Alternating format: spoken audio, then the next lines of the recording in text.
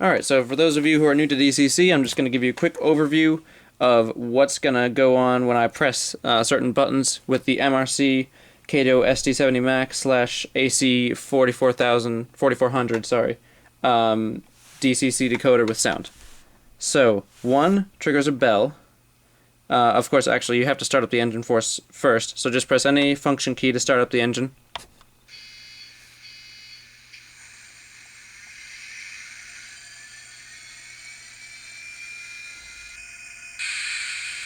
Alright, now that the engine's on, we can press 1 for a bell. Press it again to turn it off. 2 is a horn. You can hold it down for however long you like. 3 is an air pressure release. Press it as many times as you want. 4 is... I can't actually remember. Let's try it. Well, I guess, alright, so 4 loads your semi-automatic rifle on the engine, I guess. I'm not sure exactly what that sound is, but 5 is a brake, but when you press it when you're not moving, the brake doesn't actually sound. So if I'm moving,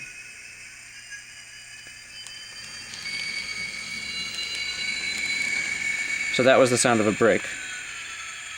6 is a fan, and when you turn the fan on, it turns off the sort of rise and fall of the prime mover sound, so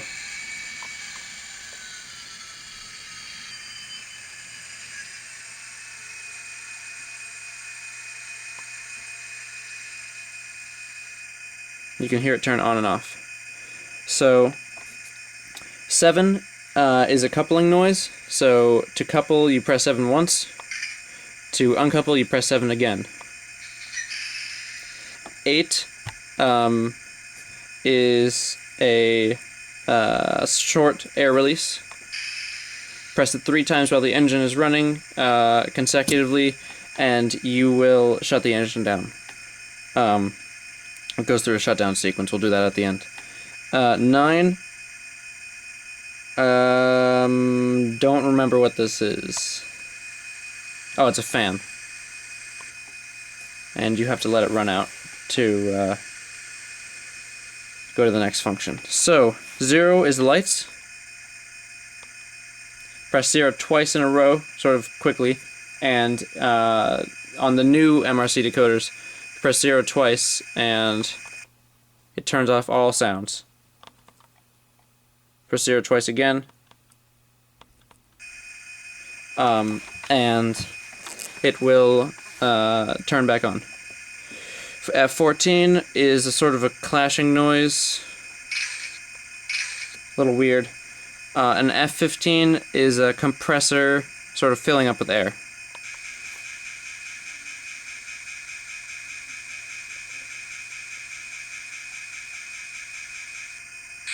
And that lets you know that it's done.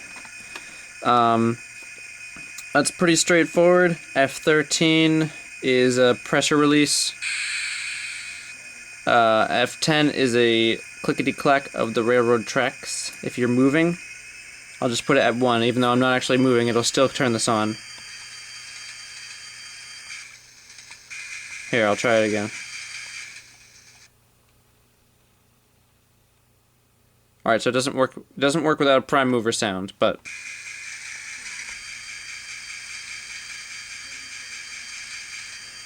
hold on. You can probably hear it. There it is. Alright. So that's our clickety-clack, and then F11 does something. Oh, F11 is another compressor. That's about it for this engine and this decoder. Yeah, alright. So, since my last video, I've added a couple little bits of rolling stock. I was at a train convention-ish thing. I bought a set of Kato Amtrak Phase 3, or Phase 4, I believe, cars. They're double-decker. You can add an optional lighting set to the interior. I didn't really think it was worth it to spend the money since I wasn't really running that much at night. With rolling stock, let's go over to the yard. New rolling stock is this CSXT, sort of modern-looking boxcar-ish thing. Another one here, CSX. This one, WPRM, it's the Western Pacific Railroad Museum 50th anniversary car. I got it in California when I was at the Western Pacific Railroad Museum, as you might have guessed. It's made by Athearn, and if you can get your hands on one, it's actually a really nice car. Moving on to things I've converted with DCC. Here's a trolley. It's a Bachmann N-scale yellow brill trolley. It's very, it was like, I think it was like $26.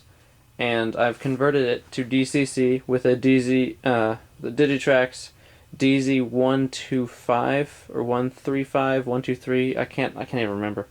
But it was a very small decoder made for Z-scale. It does work with N-scale and HO though. And let me do a little demonstration of it. It has, it doesn't have any of the standard functions on most decoders. It does have, however, it has a light. Try that again. It has a light. There it is. And it does also have acceleration functions. So I have it set to certain acceleration function. I'm not sure exactly what it is, but